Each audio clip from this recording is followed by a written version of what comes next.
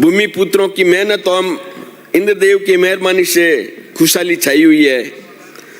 और माननीय मुख्यमंत्री महोदय के कुशल नेतृत्व में राजस्थान विकसित राज्य की ओर अग्रसर होते हुए अपना अग्रणी राजस्थान के स्वप्न को साकार कर रहा है। माननीय मुख्यमंत्री जी द्वारा राज्य की कमान संभालते ही राज्य में प्रकृति द्वारा भी शुभ शगुन हो रहे हैं। अकाल नहीं पड़ रहे हैं, वर्ष में 2-2 माउट हो रहे हैं, समय पर बरसात हो रही है, क्योंकि रामायण में भी कहा है जासु सकल मंगलमय कीती तासु पयान सगुन ये नीति। उपाधि नहीं है ये, बोलिए जासु सकल मंगलमय कीती तासु पयान सगुन ये नीति। जिनके द्वारा सभी कार्य मंगलमय होते हैं उन्हें प्रकृति भी सहायता देती है और प्रकृति उसको सुकून भी देती है। यही कारण है कि आज सेवा समर्पण और सुशासन की चारों तरफ प्रदेश में खुशहाली छाई हुई है। माननीय मुख्यमंत्री महोदय ने सबका साथ, सबका विकास, सबका विश्वास के ध्येय को लेकर विकसित राजस्थान 2047 जो हमारे देश के प्रधानमंत्री नरेंद्र भाई मोदी ने विकसित भारत 2047 की संकल्पना की है, उसी के आधार पर हमारे मुख्यमंत्री जी ने भी इस परिकल्पना को दृढ़ संकल्पित कर रहे हैं। राजस्थान की जनता ने गत सरकार के कुशासन का जो दंश झेला है, राजस्थान के युवाओं के सपनों में उम्मीदों को नकल, पेपर लीक,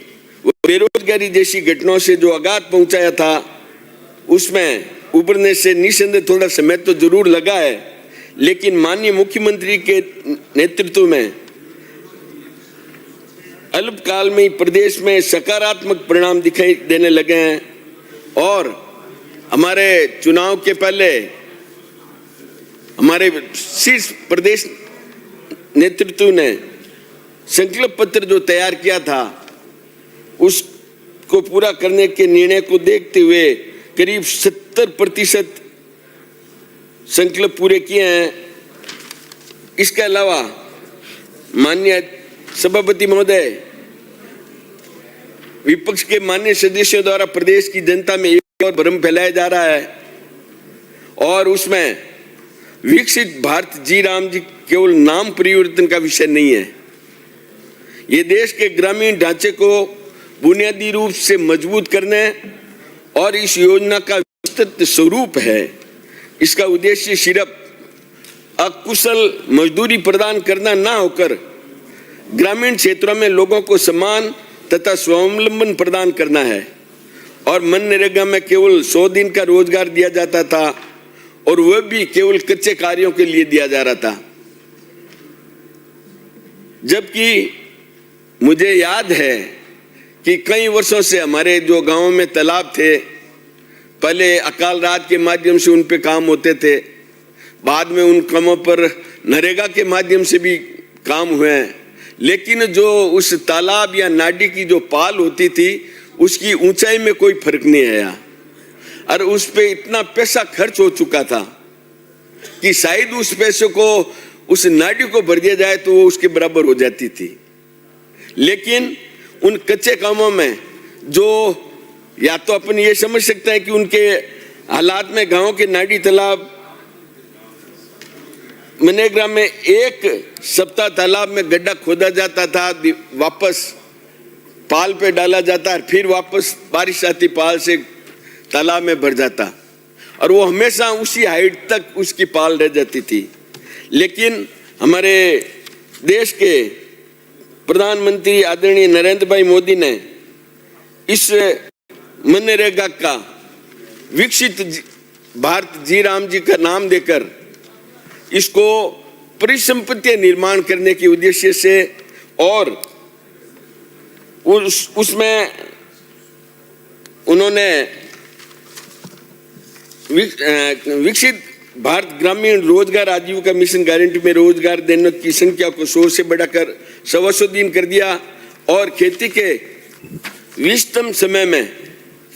मजदूर खेतों में काम करे, जिससे किसानी कार्य प्रभावित नहीं होगा। साथ ही ग्रामीण क्षेत्रों में स्थायी परिसंपत्तियों के निर्माण की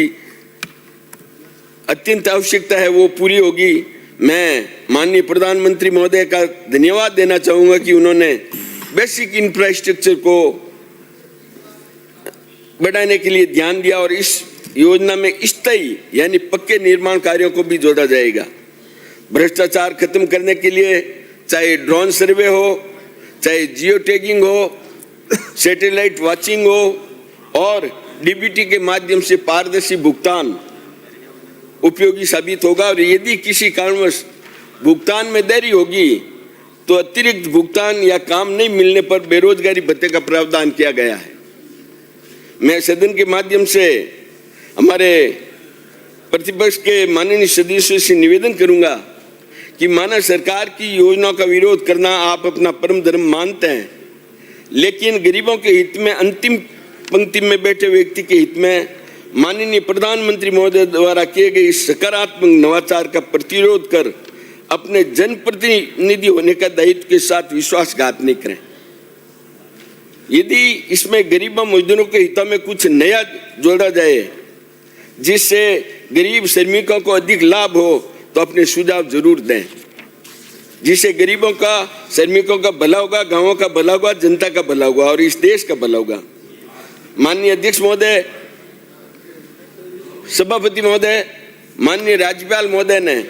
अपने अभिभाषण में किसान और कृषि का जिक्र करते हुए कहा कि किसान हमारी अर्थव्यवस्था का मजबूत आधार है। महोदय, भारत कृषि प्रधान देश है और किसान हमारा अन्नदाता है। पहले किसी जमाने में कृषि कार्य को सबसे उत्तम कार्य माना था और एक कहावत हुआ करती थी, उत्तम खेती मध्यम बान, अदम नौकरी भीख निदान।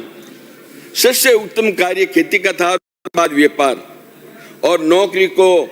मजबूरीवश किया जाता कार्य माना गया था। लेकिन कुछ दशकों के बाद कांग्रेस सरकार की किसान विरोधी नीतियों द्वारा इस कहावत को उल्टा कर दिया। और मेरा एक सेकंड, माननीय सभापति महोदय, आपने मुझे राज्यपाल के अभिभाषण पे बोलने के लिए अवसर दिया, इसलिए आपको और मेरे सदन के नेताओं को दिल की गहराइयों से मैं धन्यवाद देना चाह रहा हूँ। माननीय सभापति महोदय, बैठे पैरा संख्या 16 के अंदर शिक्षा के क्षेत्र में नवाचार का उल्लेख बताया गया है।